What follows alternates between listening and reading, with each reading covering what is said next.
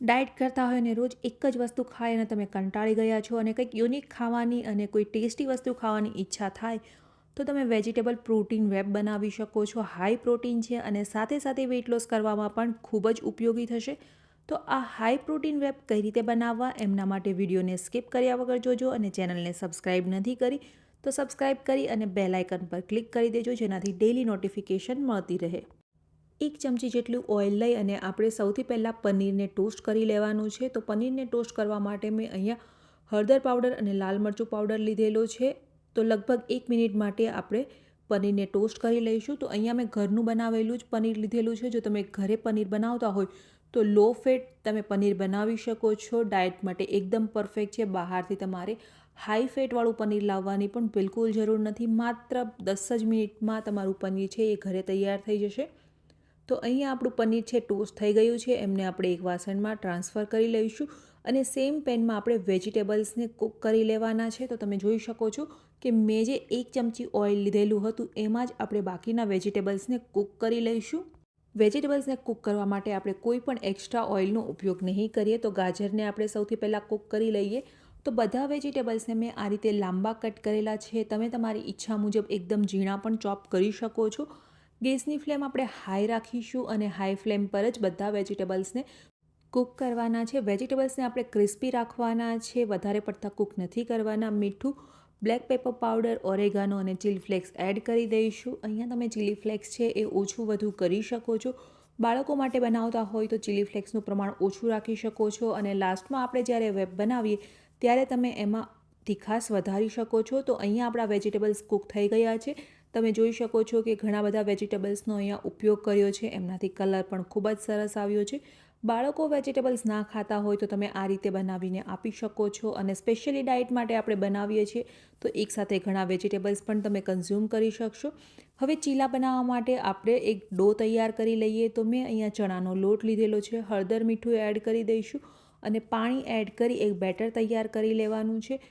તો ચણામાં પણ પ્રોટીનનું પ્રમાણ વધારે હોય છે, એટલા માટે આપણે અહીંયા ચણાના લોટનું બેટર તૈયાર કરીશું. જો તમે ડાયટ ના કરતા હોય તો તમે અહીંયા નોર્મલી ઘઉંના લોટની રોટલી બનાવી અને પણ વેબ બનાવી શકો છો. થોડું પાણી એડ કરી અને આપણા જે બેટર છે એમની કન્સિસ્ટન્સીને એડજસ્ટ કરી લઈશું. તો અહીંયા આપણું બેટર બનીને પણ તૈયાર થઈ ગયું છે. તમે તમારા મુજબ ઓછું વધુ થીક રાખી શકો છો. હવે આપણે સૌથી પહેલાં એમાંથી ચીલા તૈયાર કરી લઈએ. તો મેં થોડું વધારે પાણી એડ કરી અને આ રીતનું એકદમ પતલું બેટર તૈયાર કરી લીધેલું હતું. તો આપણે ઢોસાની જે તવી હોય એના પર નોર્મલી ઢોસા બનાવીએ એ રીતે જ ચીલા તૈયાર કરી લેવાના છે. ગેસની ફ્લેમ આપણે હાઈ રાખીશું અને હાઈ ફ્લેમ પર જ આ ચીલાને તૈયાર કરવાના છે. જો તમે લો ફ્લેમ પર ચીલા તૈયાર કરશો તો એ થોડા ચવડ થઈ જશે અને ક્રિસ્પી થઈ જશે. તો અહીંયા આપણે ચીલાને ક્રિસ્પી નથી બનાવવાના. એક સાઈડ કૂક થઈ જાય એટલે આપણે સાઈડને ચેન્જ કરી લઈશું.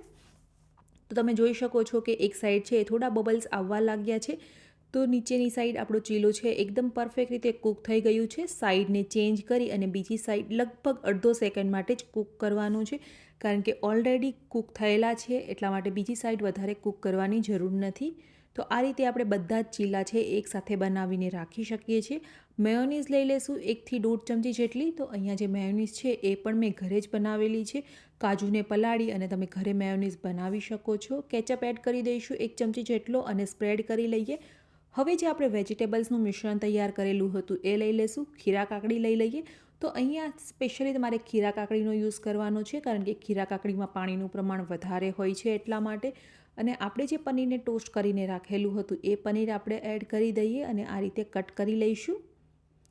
ત્યારબાદ ચીલી ફ્લેક્સ અને ઓરેગાનો એડ કરી દઈએ. તો અહીંયા તમે તમારા હિસાબ મુજબ ઓછો અથવા તો વધે ચીલી ફ્લેક્સ અને ઓરેગાનો એડ કરી શકો છો. ત્યારબાદ આપણે મેયોનીઝ લઈ લઈશું. તો મેં અહીંયા સિમ્પલવાળી મેયોનીઝ લીધેલી છે. કેચઅપ અને તંદૂરી મેયોનીઝ એડ કરી દઈએ. જો તમારી પાસે મેયોનીઝ ના હોય તો તમે માત્ર કેચઅપ પણ અહીંયા એડ કરી શકો છો. અને આ રીતે આપણે ફોલ્ડ કરી અને વેબ તૈયાર કરી લેવાનું છે. તો તમે ચીલા બનાવો ત્યારે ચીલાની સાઇઝ થોડી મોટી રાખવાની છે. તો એકદમ ઇઝી આ રીતનું આપણું વેબ તૈયાર થઈ જશે. તો વેજીટેબલ્સ પનીર વેબ બની અને બિલકુલ તૈયાર થઈ ગયું છે. તમે ડાયટમાં ખાઈ શકો છો, બાળકોને લંચ બોક્સમાં આપી શકો છો, ટ્રાવેલ કરતા હોય તો પણ તમે સાથે કેરી કરી શકો છો.